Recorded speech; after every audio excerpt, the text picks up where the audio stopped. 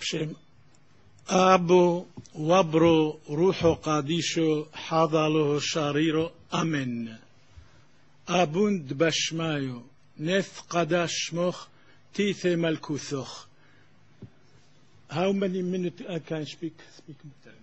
No. 10. No, you already used up some time for the introduction, so about 7 more minutes. Yeah. We're very tight, I'm very sorry. Thank you very much. Je dois vous parler en français, si vous voulez. La liberté d'expression et la charia, M. Hansen a bien parlé. J'ai vécu 35 ans dans les pays musulmans, arabes musulmans. J'ai étudié l'islam presque 40 ans. Je suis arrivé ici, j'ai eu le malheur de dire une mosquée en Europe, c'est pire que le nucléaire.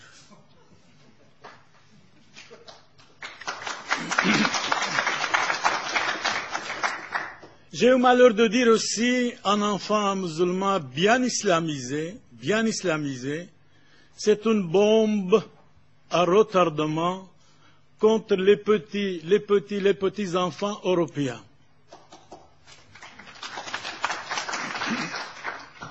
L'égalité des chances ou de malchance, on m'a attaqué, porté plainte contre moi. Le procès a duré presque 6 ans. J'avais 4 avocats. Et heureusement, nous avons gagné. Et les bien-pensants, les journalistes européens étaient fâchés. Pourquoi nous avons gagné? Ils étaient vraiment fâchés. Ils pensaient qu'on va être condamnés. Ils pensaient qu'ils vont fermer notre bouche, c'est-à-dire la liberté d'expression. Je crois que M. Hansen a bien parlé de la charia. J'aime bien aussi parler 2 ou 3 mots encore sur la charia. La charia, c'est contre les athées, les juifs, nos amis juifs, et les chrétiens. قاتلوا الذين لا يؤمنون بالله ولا باليوم الآخر وما حرم الله ورسوله. Combattez, tuez tout homme qui ne croit pas en Allah, c'est-à-dire au Dieu des musulmans. Chapitre 9, verset 29. Chapitre 9, verset 29 du Coran. En ce qui concerne nos amis juifs, le Coran dit, chapitre 31, verset 61, ça c'est la charia. Qu'ils soient maudits, tuez-les partout où vous les trouverez impitoyablement. En ce qui concerne les malheureux chrétiens, sont des infidèles. Lorsque vous les rencontrez, ou bien tuez-les afin d'en faire un grand carnage. Chapitre 47, verset 4 du Coran. Et ça c'est aussi la charia. Les paroles de Mahomet, les hadiths. Merci. J'ai étudié l'islam, franchement, pendant 40 ans.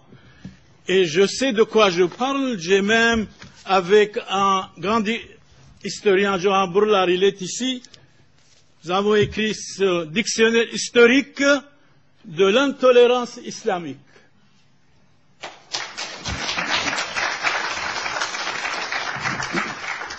2000 pages. Donc 2000 pages.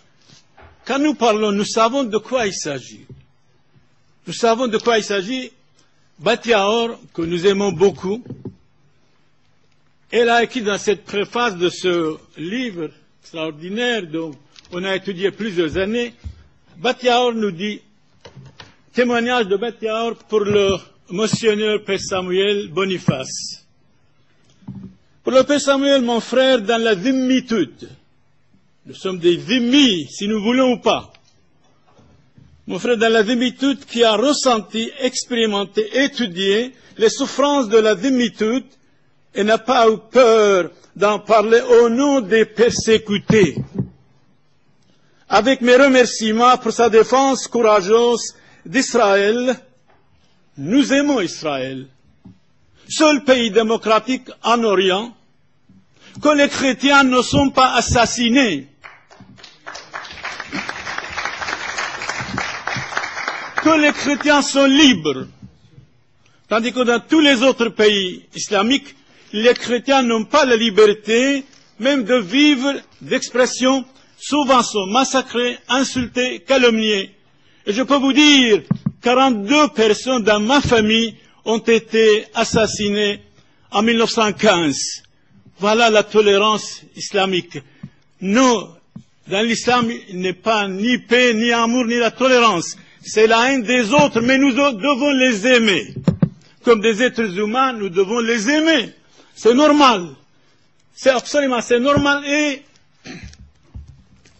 ici, il y a quelque chose de très intéressant aussi pour notre ami Littmann. En 2010, il y a 400 ans, j'ai rencontré, il a dit, au nom de Shema Israël, priez sur ma tête. J'ai imposé la main sur sa tête, et c'est vrai, il est venu chez moi à la Sainte Messe catholique, en latin et en français, en araméen, et il a dit, le Père Samuel a allongé ma vie pendant 4 ans. Et finalement, c'est la vie, l'être humain est né pour mourir. L'être humain est né pour mourir. Nous devons être tolérants, bien sûr. Mais la tolérance doit être réciproque. Pour moi, la tolérance, c'est l'âme de l'humanité. Mais en islam, malheureusement, il n'y a pas de tolérance. Il y a toujours la taqiyya. La taqiyya, c'est-à-dire la ruse. Il y a une invasion de l'Europe par l'islam téléguidé, minutieusement préparé par nos dirigeants, par certains dirigeants, pour que l'islam remplace le judaïsme, le christianisme ici en Occident. Et nous devons dire non.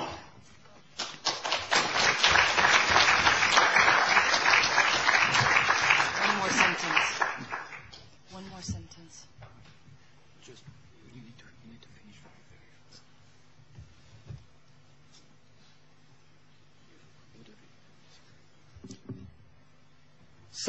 Littmann, quand il est venu chez nous, il a lu un chapitre 1, la bénédiction, que Dieu bénit Israël. Et je lui ai dit, Jésus a dit dans l'Évangile, chapitre 4, verset 22, le salut vient des Juifs. Jésus-Christ a dit dans l'Évangile Saint Jean. Voilà, Beth Yaor, de notre côté, Littmann, à notre côté, et il va lire, malheureusement, il n'y a pas de voix. Il était enchanté. J'ai parlé gloire au peuple d'Israël, un État démocratique en Orient au milieu de 300 millions de musulmans. C'est énorme, de 300 millions de musulmans, seul pays démocratique, seul pays que les chrétiens sont libres, seul pays que les chrétiens ne sont pas assassinés, mais malheureusement, les médias occidentaux attaquent injustement tout le temps Israël. C'est honteux.